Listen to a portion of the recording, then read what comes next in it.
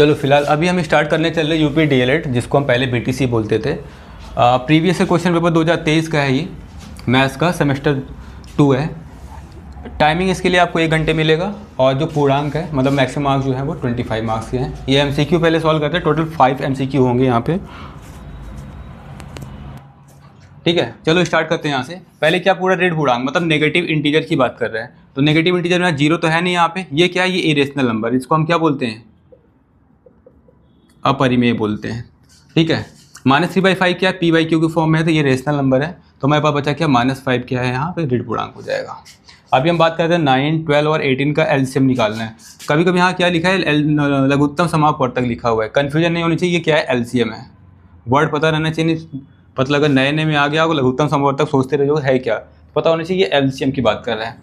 तो नॉर्मली 9, 12 और 18 का एलसीएम निकाल लो। यहाँ पे पहले 2 से डिवाइड करो, 9, 6 डिवाइड हो गया, ये 9, 2 से डिवाइड करो, ये डिवाइड होगा नहीं, ये डिवाइड हो गया। और अब 3 से डिवाइड होगा, 3 3 9, 1 3, ये 1 1 1, मल्टीप्लाई कर दो, 2 2 4, 4 3 12 और 12 3 36।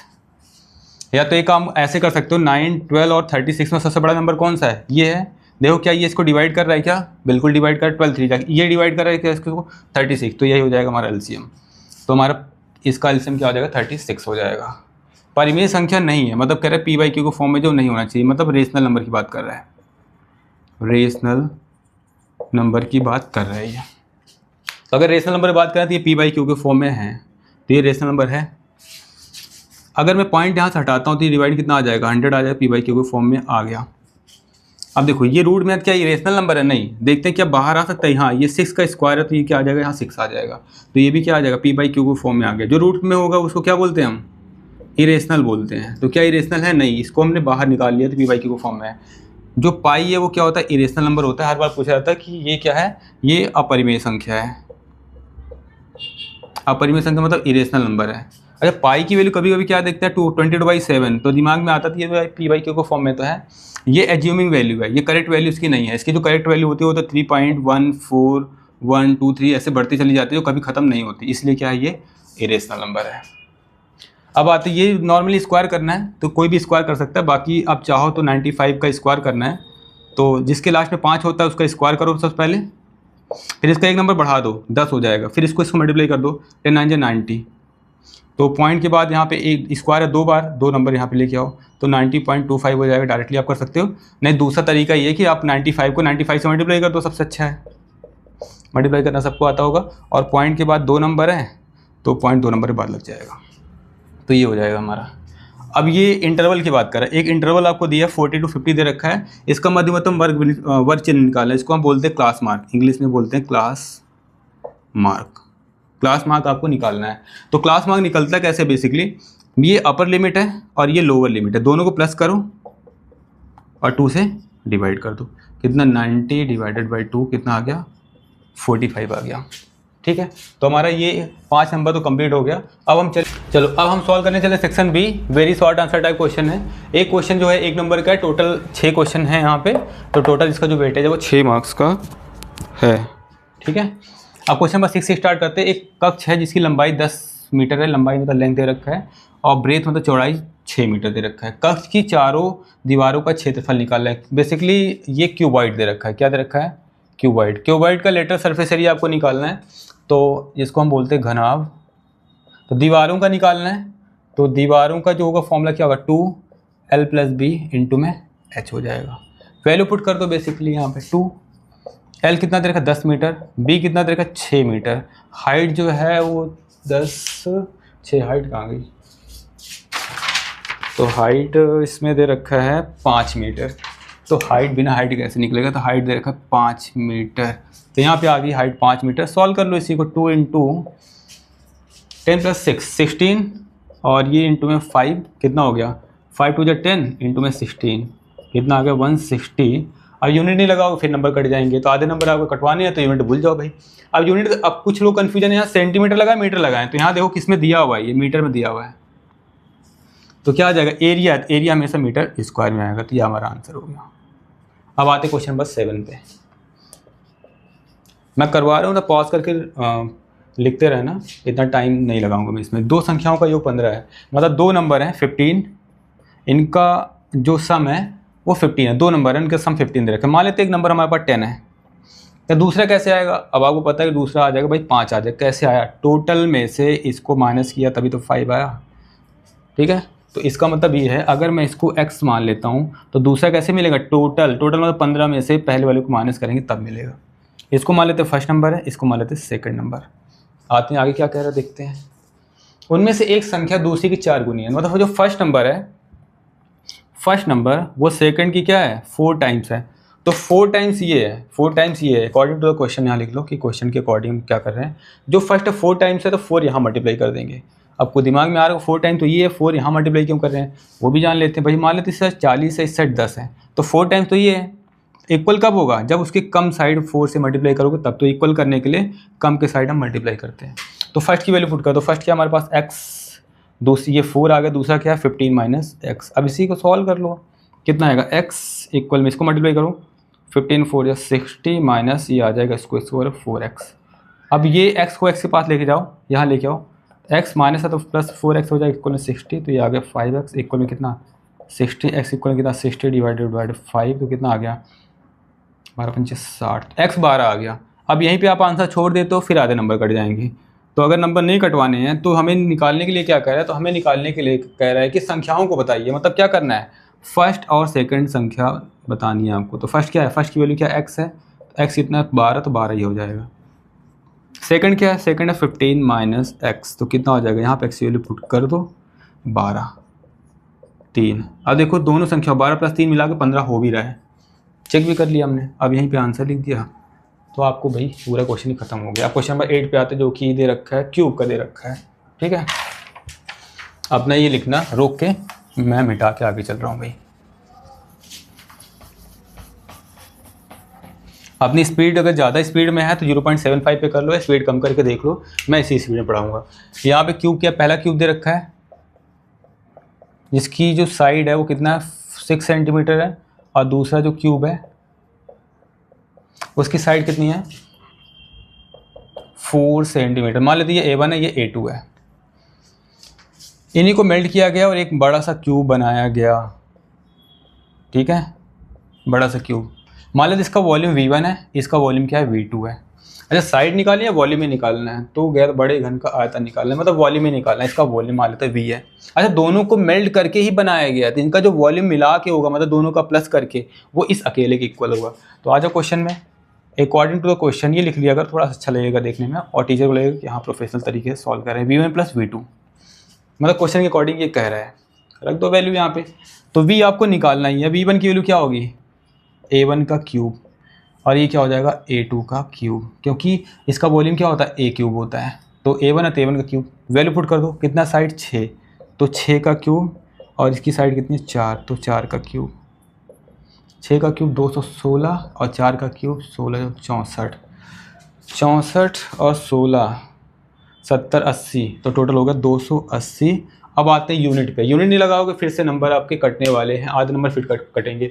अब देखते हैं, देखो सेंटीमीटर दिया, मीटर सेंटीमीटर में दिया है, तो आंसर हमारा जो आएगा, यूनिट जो आएगी वो सेंटीमीटर में ही आएगी। लेकिन यहाँ वॉल्यूम है, जब वॉल्यूम का फॉर्मूला लिखा A क्यूब आ रहा था, मतलब 3 डायमेंशन है, 3 डायमेंशन है, सेंटीमीटर कितनी बार आएगा 3 बार आएगा। या अगर क्यूबॉइड ले रहे हो तो L into B into H आता है, तो इसका अगर मान लो सेंटीमीटर, इसका सेंटीमीटर, इसका सेंटीमीटर, तो सेंटीमीटर कितनी बार होगा क्यूब, इसलिए क्यूब आता है। अगर एरिया रहेगा तो एरिया हमेशा क्या आएगा A स्क्वायर में आता है, इसलिए उसका यूनिट सेंटीमीटर स्क्वायर या मीटर स्क्वायर आप लगाते हो, या आप लगाते हो L इंटू बी, तो इसका मान लो मीटर है, इसका मीटर है, या सेंटीमीटर में है तो उसी का स्क्वायर आता है। तो स्क्वायर कब आएगा, क्यूब कब आएगा, समझ में आ गया? वो डायमेंशन पे डिपेंड करता है। तो यहाँ पे अगर यूनिट नहीं लगाओगे आप तो आपके नंबर कट जाएंगे, आधे नंबर, फिर आप चिल्लाते रहोगे हमारा नंबर काहे कट गया, हमने तो सही किया हुआ था पूरा। क्वेश्चन नंबर आपका कौन सा था? ये क्वेश्चन नंबर 8 हो गया। और क्वेश्चन नंबर 9 पे आते हैं, जो कि अलजेब्रिक फंक्शन दे रखा है।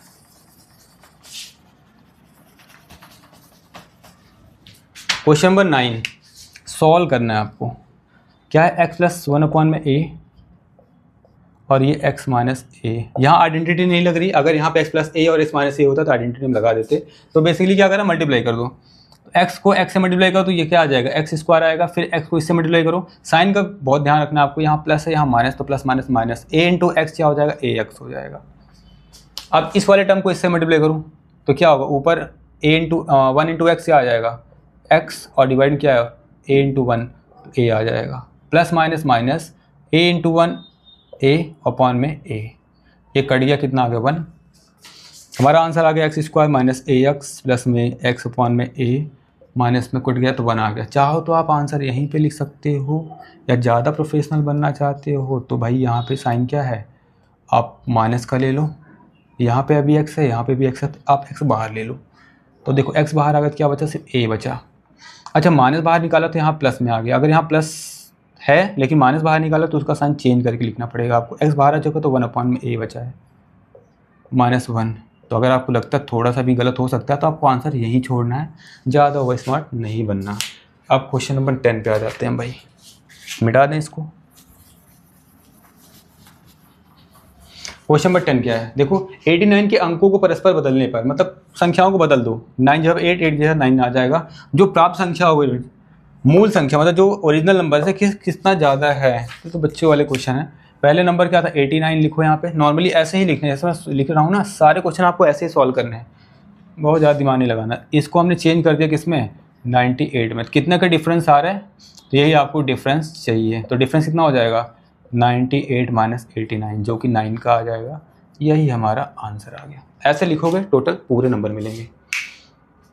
लेट ये है वो है करते रहोगे तो टाइम भी नहीं मिलेगा आपको, क्योंकि आपको टोटल 1 घंटे ही मिलने हैं और स्पीड भी बनानी है। एक साइकिल की पहिया, अब यहाँ पे आ गया, ये मिटा दे रहा हूँ मैं।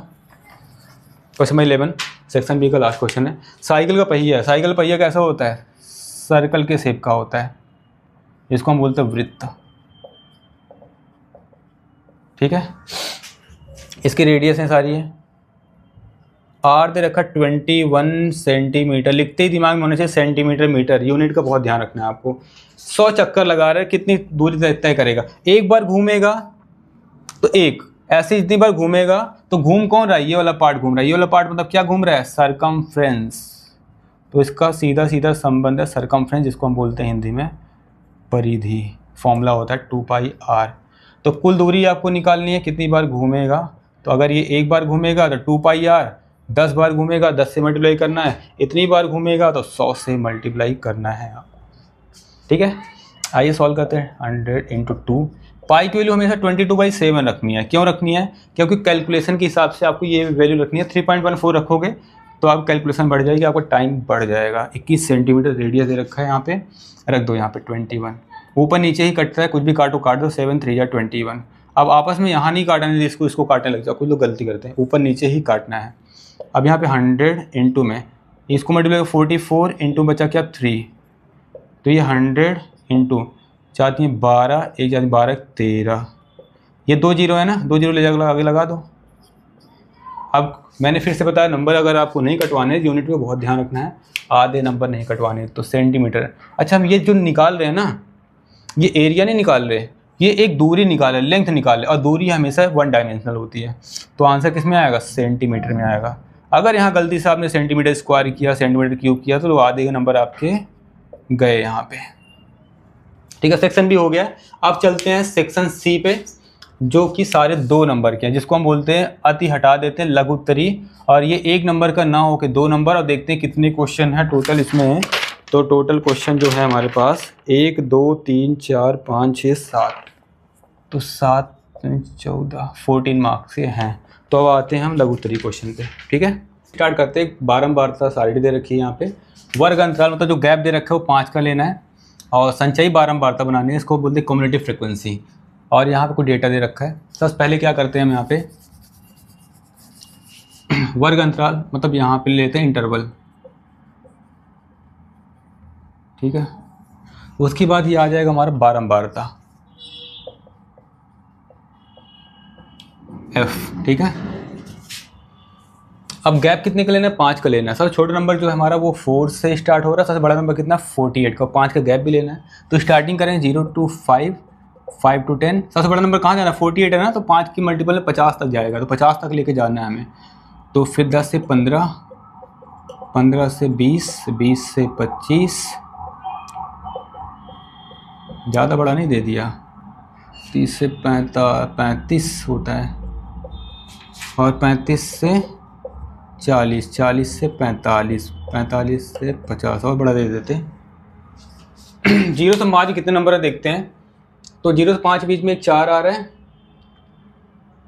सिर्फ 4 आ रहा है, तो एक नंबर आ गया यहाँ पे, तो गया ही ख़त्म। फिर 5 से 10 के बीच में, 5 से 10 के बीच में एक ये आ जाएगा, एक ही नंबर आ रहा है।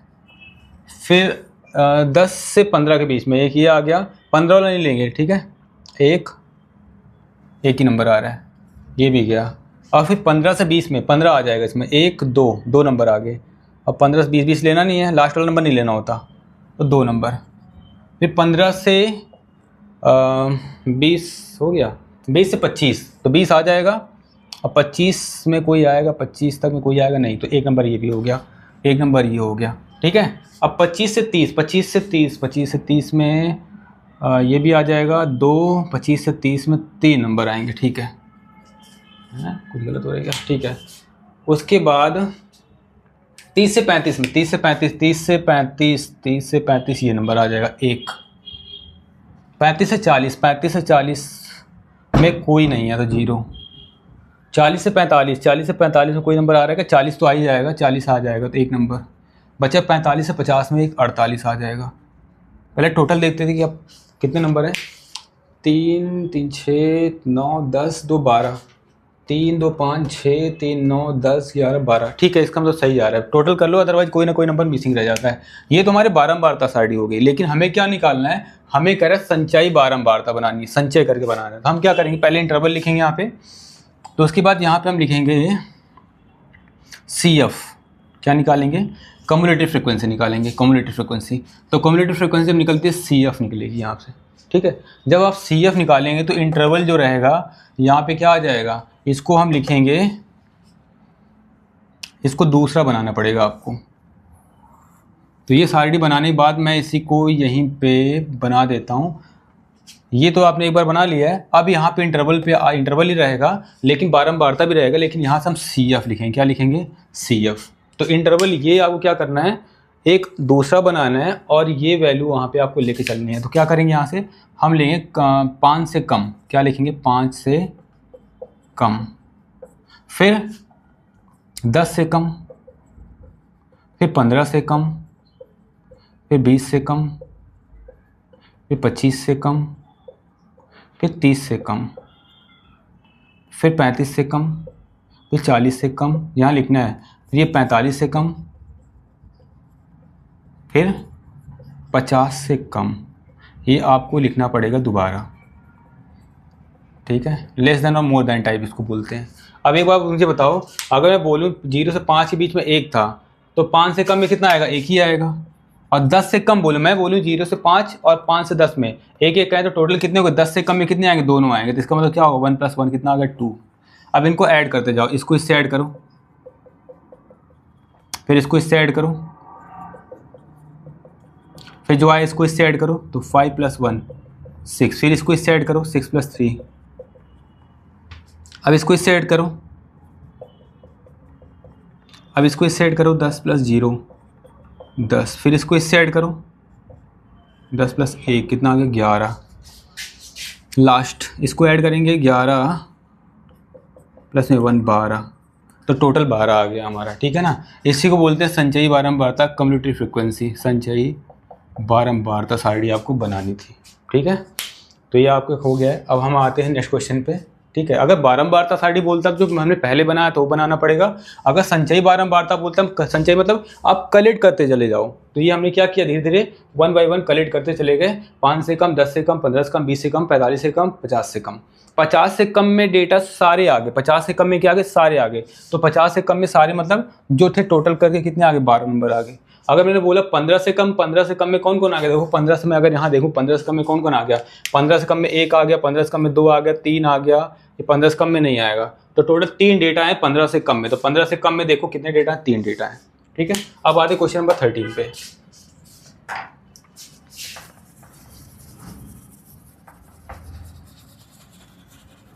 क्वेश्चन नंबर 13 क्या है, फिर आयत आ गया। यहाँ पे एक आयताकार मैदान का क्षेत्रफल दे रखा है। तो एरिया जो दे रखा है हमारे पास, एरिया कितना है, 0.75 हेक्टेयर है, ठीक है। एक भुजा दे रखी, दूसरी भुजा निकालनी। मान लेते हैं कि यहाँ लंबाई कितना दे रखा है, लंबाई 250 दे रखा है, लेकिन देखो ये मीटर में दे रखा है, ये हेक्टेयर में दे रखा है, इसका मतलब इसको मीटर में बनाना पड़ेगा। तो एरिया का फॉर्मूला क्या होता है, L इंटू बी। ये 0.75 और 1 हेक्टेयर में होता है 10,000 मीटर स्क्वायर। तो यहाँ पे आ जाएगा 10,000 मीटर स्क्वायर। अब देखो ये मीटर में था, ये मीटर स्क्वायर में आ गया। अब सॉल्व करना है इसी को, बस खत्म बात। एल की वैल्यू कितनी देखा है, 250 देखा है, यहाँ रख दो 250 इंटू बी निकालना है मान लो। तो ये मल्टीप्लाई करो कितना हो जाएगा 75, और ये 2 जीरो खा गया इसका, तो कितना बचा 100। भाई 2 जीरो खा जाएगा ना इसका, तो 75 हो गया। अब बी निकालना है, यहाँ कितना हो जाएगा 75 इंटू में 100 और डिवाइड कितना आ जाएगा 250। ठीक है, 25 नहीं 75, 25 एकम 25 10, जीरो से जीरो हो गया, तो 3 और 0 30, और यहाँ पे यूनिट क्या मीटर है, तो मीटर आ जाएगा। तो दूसरी भुजा जो हो जाएगी, आंसर लिख देना वहाँ पे, नहीं तो नंबर काटने में इनको बहुत मज़ा आता है। तो 30 मीटर हो जाएगा ये। अब आते क्वेश्चन नंबर 14 पे। 14 नहीं सॉल्व कर दूँ क्या, चलो कोई नहीं, हटा देते हैं इसको, मिटा दे रहा हूँ। ठीक है, क्वेश्चन नंबर कौन था, 13 था। क्वेश्चन नंबर कौन सा, 14 में वेरीफाई करना है शायद ना, हाँ वेरीफाई करना है। X y minus z equal to x y minus z. मैंने बताया इसके पहले भी सॉल्व कर रखा है। ये होता है LHS और ये होता है RHS। तो लेके चलते हैं LHS और RHS। पहले लेते हैं LHS। क्या है, x y minus z. Value put करो इसकी, क्या एक्स की वैल्यू क्या 2/3, वाई की वैल्यू बताओ 5/2, माइनस साइन माइनस, जेड की वैल्यू कितनी -3/2। जब माइनस है साइन तो ब्रैकेट लगा दिया करो ताकि गलत ना हो। तो ये हो जाएगा 2/3, देखो 5/2 माइनस माइनस प्लस हो जाएगा तो 3/2। अब बॉडमॉस के अकॉर्डिंग हमने पता है कि ब्रैकेट ही सॉल्व करते हैं, है ना। हाँ ठीक है, तो इनका एलसीएम क्या 2 आएगा, और यहाँ 5 + 3 सेम है तो ऐड हो जाएगा यहाँ पे 2/3, और यहाँ ब्रैकेट भी कोई साइन है, इसका मतलब इंटू का साइन होता है। तो ये कितना हो जाएगा 5 + 3 8 डिवाइड बाई 2, 2 से 2 कट जाएगा, कितना आ गया 8/। ये तो LHS आ गया। यही RHS सॉल्व कर लेते हैं हम। RHS की वैल्यू रखो, x y minus y z, put करो एक्स की वैल्यू पुट करो, एक्स है 2/3, वाई की वैल्यू कितनी है 5/2 माइनस वाई की वैल्यू कितनी है 5/2 इंटू में जेड की वैल्यू कितनी है -3/2। भाई बाद में बेच लियो यार। अब देखो यहाँ पे मल्टीप्लाई कर दो, 5 × 2 = 10, ऊपर को ऊपर से नीचे को नीचे, 3 × 2 = 6 माइनस, इसको माइनस माइनस कितना प्लस हो जाएगा, है ना। तो 5 × 3 = 15 और 2 × 2 = 4। अब इनका एलसीएम ले लो, मत बेच भाई। 6 और 4 का एलसीएम कितना आ जाएगा 12, एलसीएम आ गया 12।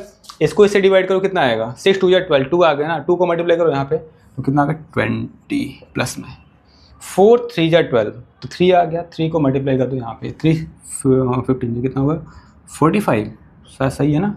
45 55 65 डिवाइड बाई 12। हाँ गलत कर दिया कुछ मैंने, यहाँ पे x y y x z होना चाहिए था यहाँ पे, तो यहाँ पे एक्स जेड करो, x z x z x z. X की वैल्यू क्या है, एक्स की वैल्यू क्या है, एक्स की वैल्यू क्या है 2/3 2/3 2/3, तो 2/3 माइनस में प्लस हो जाएगा, 3 × 2 = 6 हो जाएगा, और 3 × 2 = 6 हो जाएगा। ठीक है, तो ये हो जाएगा एलसीएम 6 आ जाएगा, कितना आ जाएगा, सॉरी एलसीएम इनका आ जाएगा, सेम बेस है ना, 6 आ गया। ये हो गया 10 प्लस में 6 कितना आ गया 16/6, 2 से काट दो, 2 × 3 = 8, तो ये आ गया 8/3। ठीक है, तो ये आ गया LHS = RHS। और इतना आपको करना है, जैसे लिखा हो सेम टू सेम ऐसे लिखना है, पूरे नंबर मिलने हैं आपको। Question number 14। अब आते हैं क्वेश्चन नंबर 15 में। ठीक है, इसको मिटा देता हूँ, वेरीफाई करना है बस, वैल्यू पुट करके हमने निकाल दी। रोक के अपना लिख लो, लिखना है तो। ठीक है, क्वेश्चन नंबर 15। क्वेश्चन नंबर, एक फार्म हाउस में इतनी पंक्तियाँ हैं। भाई इतनी पंक्तियाँ हैं, कितनी पंक्तियाँ हैं, मान लो कुछ पंक्तियाँ होंगी ऐसे, मान लो कुछ 4 पंक्तियाँ मान लो हैं, सब में अगर मान लो 2-2 पेड़ लगे हुए हैं, कितने लगे हुए हैं 2-2, तो पंक्तियाँ 4 थी, 2-2 लगे हुए, कितने हो गए 8 टोटल आएगा। इसका मतलब पंक्ति और जितने नंबर ऑफ पेड़ लगे हुए हैं उसको मल्टीप्लाई कर देंगे सिंपल। तो इतनी पंक्तियाँ हैं और एक पंक्ति में इतने पेड़ है, तो क्या करना है, टोटल कैसे निकलेगा, टोटल कैसे निकलेगा मल्टीप्लाई करके। तो 15 का जो आंसर है वो आ जाएगा कुल पेड़ कितना हो जाएगा, मल्टीप्लाई कर दो, कहाँ गया, x + 2y। लॉजिक समझ में आना चाहिए, करना क्या है भाई, पंक्ति थी, जितनी पंक्तियाँ हैं सब में जितने पेड़ हैं नॉर्मली आपको मल्टीप्लाई करना है। दूसरा क्या, कितनी पंक्ति हैं, पंक्तियाँ इतनी थी और प्रत्येक पंक्ति में इतने पेड़ हैं, x + 2y। ये क्या बात है, सेम सेम दे रखा है क्या?